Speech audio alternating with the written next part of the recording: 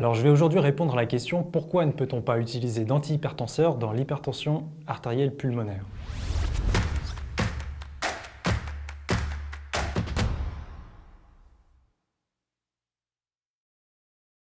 L'hypertension pulmonaire, c'est une définition hémodynamique qui correspond aux situations où la pression artérielle pulmonaire moyenne est supérieure à 20 mm de mercure et lorsqu'elle est précapillaire, aux situations où la résistance vasculaire pulmonaire est supérieure à 3 unités Wood.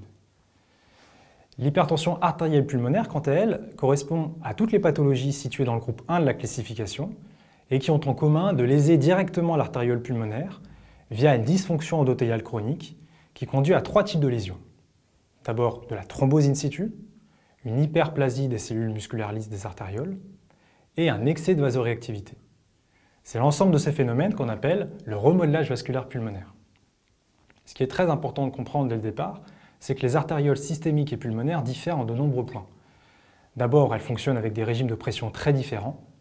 D'autre part, en termes de propriétés pharmacologiques, les antihypertenseurs habituels que vous connaissez, IEC, inhibiteurs calciques, ont une action préférentielle sur les artérioles systémiques, alors que les traitements de l'HTAP ont une action préférentielle sur les artérioles pulmonaires, avec du surcroît un effet sur le remodelage vasculaire pulmonaire.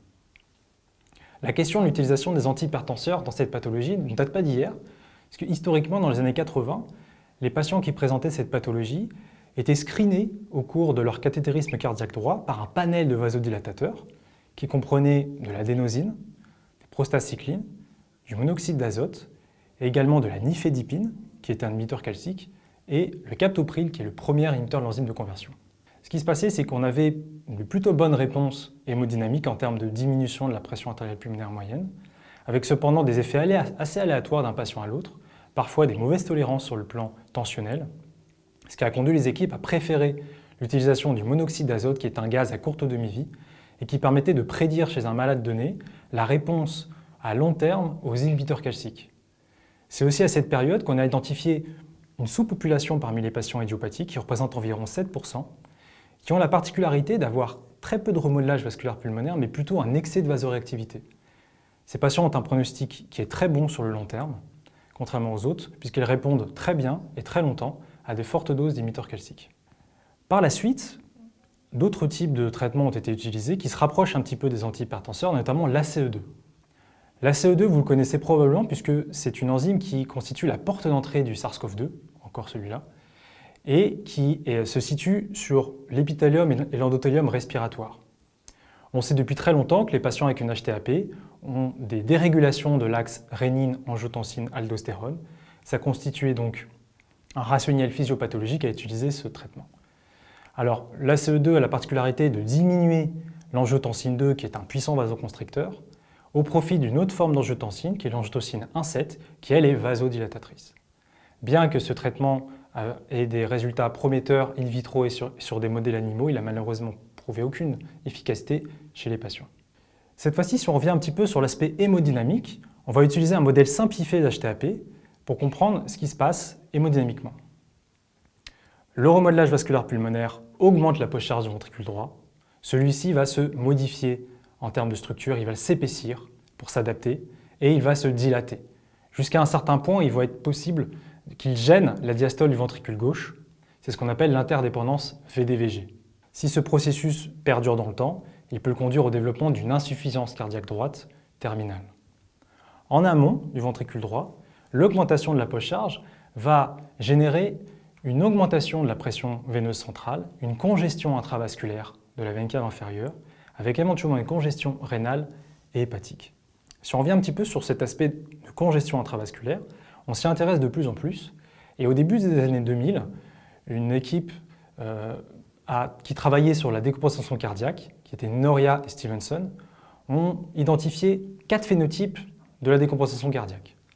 Ces phénotypes étaient basés sur des signes cliniques très simples, qui reposaient sur la présence ou non de signes de congestion intravasculaire et de signes de bas débit cardiaque.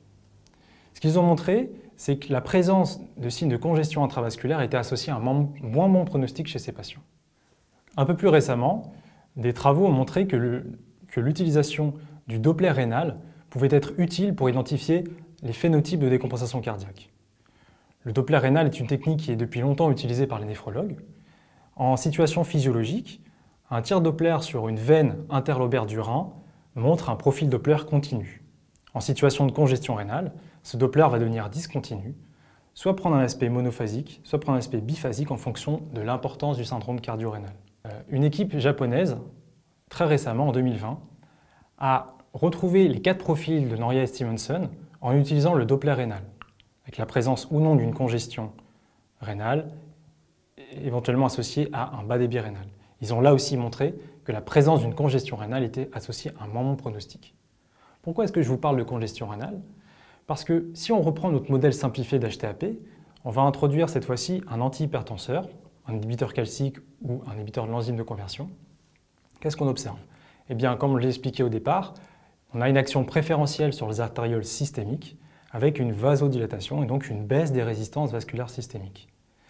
Si on convoque la loi de Guyton, on se rend compte que toute chose étant égale par ailleurs, une diminution de la résistance vasculaire systémique est associée à une majoration du retour veineux. Or, dans cette situation de ventricule droit très dilaté, une majoration du retour veineux va être mal tolérée sur le plan hémodynamique.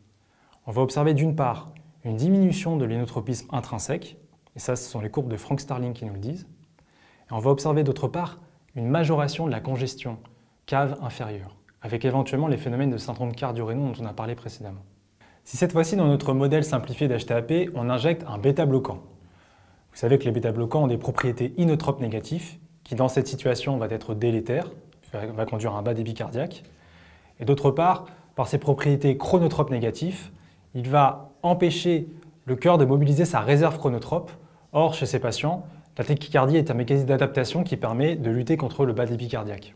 En résumé, les antihypertenseurs sont au mieux efficaces à court terme sur une baisse de la pression artérielle pulmonaire moyenne, mais ne modifient pas l'histoire naturelle de la maladie, excepté dans une sous-fraction de patients idiopathiques qui représentent environ 7% et qui sont dits répondeurs au NO. Au pire, ils vont être délétères, notamment par des phénomènes de majoration du retour veineux, avec éventuellement le développement d'un syndrome cardio-rénal. En résumé, je pense que les antihypertenseurs ne doivent pas être utilisés dans l'HTAP, puisqu'ils sont au mieux inefficaces à long terme, sauf, on l'a vu, chez une petite fraction de patients idiopathiques qui représentent environ 7% et qui sont dits répondeurs au NO. Au pire, ils sont délétères, notamment parce qu'ils vont favoriser une majoration du retour veineux dans une situation où le ventricule droit déjà très dilaté ne peut pas prendre en charge cet excès de volémie, ce qui va conduire à un syndrome cardio-rénal et à un bas débit cardiaque. Voilà, merci beaucoup, j'espère que j'ai répondu à la question.